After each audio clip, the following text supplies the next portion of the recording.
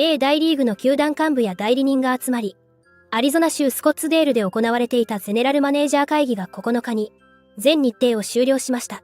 今会議ではエンゼルスからフリーエージェントになった大谷翔平や、プロ野球オリックスから移籍を目指す山本由伸が話題の中心で、水面下で情報交換や交渉の下地を整えたとみられます。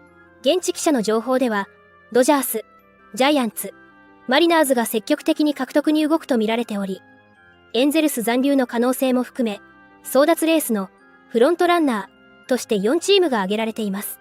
そんな中、MLB ネットワークの番組、ハイヒートでは、お騒がせ司会者で有名なクリス、マッドドッグ、ルッソ氏が、大谷の移籍先について、ジャイアンツが一番有力だ。とし、その理由についても解説していましたので、日本語字幕付きでご紹介していきます。Shohei Ohtani, will he be playing for a team in California in 2024? A lot of people think, I know Pedro thinks it, a lot of people think the Red Sox. Red Sox need to show their fan base that they're committed to winning via payroll. They have obviously a new vice president of baseball operations. I don't know enough about Ohtani. He never tells us anything. So, I mean, to try to speculate if he wants to go all the way to Boston and play in the East Coast, in that little ballpark, in that town, I mean, I would find that hard to believe. I know he loves Newport Beach. I would still opt to think West Coast. So I'm going to say Giants. I don't buy the idea he doesn't like the ballpark, hasn't hit there. Giants have as much of a way to do this as the Red Sox do. I'll say, end of the day, he stays in the West Coast. I would have said the Angels if they finished better, but I'll say at the end of the day, he stays in the West Coast. I'll say San Francisco. All right, so if he's going to be in California, we know it's not going to be the Athletics. He's probably not going to stay with the Angels. Again, the Red Sox need pitching, and he can't pitch this upcoming year, right? He can only serve as the DH. I wouldn't be surprised if he went to the Giants because I do think the Giants need to make a splash, but so far people think the front runner is the Los Angeles Dodgers. That remains to be seen. また、ニューヨークメッツの公式テレビ番組 SNY では、大谷争奪戦について、野球界で最も財政に余裕のあるオーナーたちのマネーゲームだ。と表現し、大谷獲得によって生じるリスクについても解説していましたので、こちらも日本語字幕付きでご紹介していきます。So what do you say right now? We kick the tires on Shohei Ohtani. It's presented by Duncan. Let's begin with you on this, Anthony. We heard what David Stearns had to say in our last segment. How involved do you expect the Mets to be when it comes to their pursuit of the top free agent on the market? Well, look, yeah, it's the best player in baseball. Yes, by far. By far. He's a free agent. And it is the richest owner in baseball with the game's biggest payroll. So, yes, of course there is a chance that the Mets go all in on Shohei Ohtani here, outbid the competition, get the player. But I would certainly say that's far, far, far from a sure thing for a couple of reasons. One, let's remember the lesson we just learned with Craig Counsell. The guy has to want to come here, first of all. There's a lot of questions about that, about Ohtani wanting to come to the East Coast at all. He may well just want to stay in California. Two, guys, just because you can afford the player, as David Stearns just said, doesn't mean that he fits perfectly for you. This is a big risk for any team that takes on Shohei Ohtani. I understand how good the guy is. He's obviously one of the best hitters in the game, if not the best, one of the best pitchers in the game, if not the best. When you're talking about long-term, projecting out an 8, 9, 10-year contract at what? Close to perhaps $500 million or more. That is a massive risk. Does David Stearns, in his first big move as Mets manager, want to tie up essentially his entire legacy in this one player?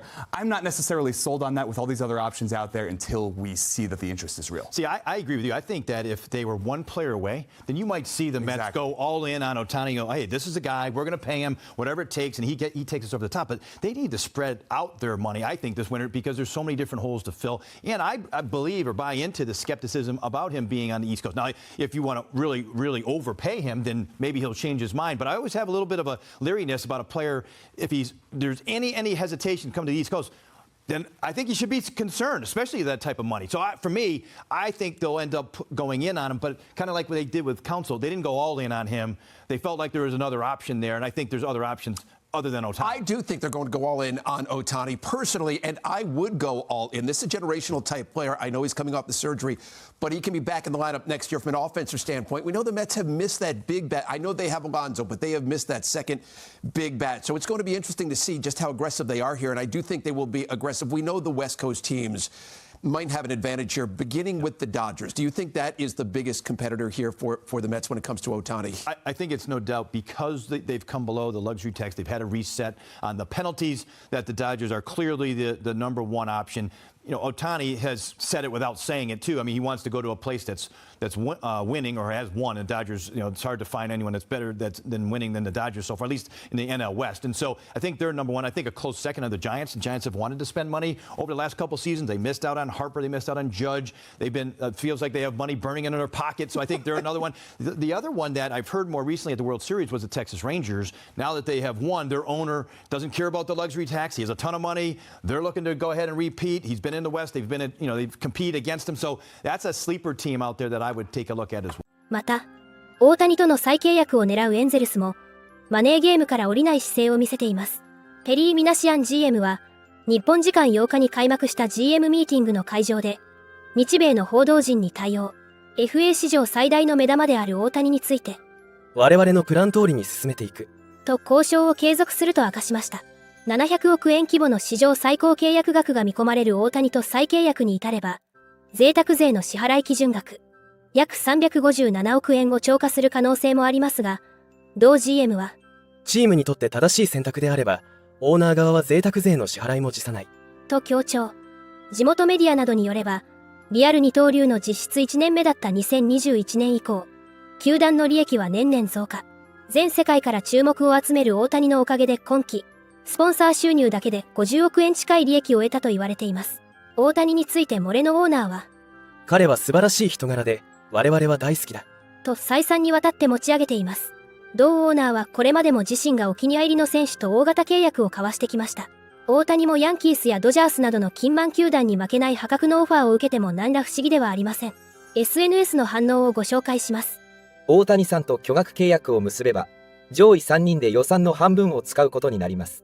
マイナーが枯渇しているために、トレードはできず、贅沢税を超過したとしても、残りの予算でのブルペン整備含めた優勝を狙うための編成は、やはり無理がありますよね。モレノ君、もう遅いよ。大谷選手は無戦略エンゼルスには愛想が尽きている。言葉にはしないが6年間のご奉公で恩義は返したよねと思っている。球団とファンに利益とエンタメ性で十分に還元したから。賢明な大谷ならこんな問題オーナーがいる限り、エンゼルスから目がくらむような大金を積まれても断ると思う。などの声が聞かれていました。これからも大谷の活躍から目が離せません。皆様からのコメントもお待ちしております。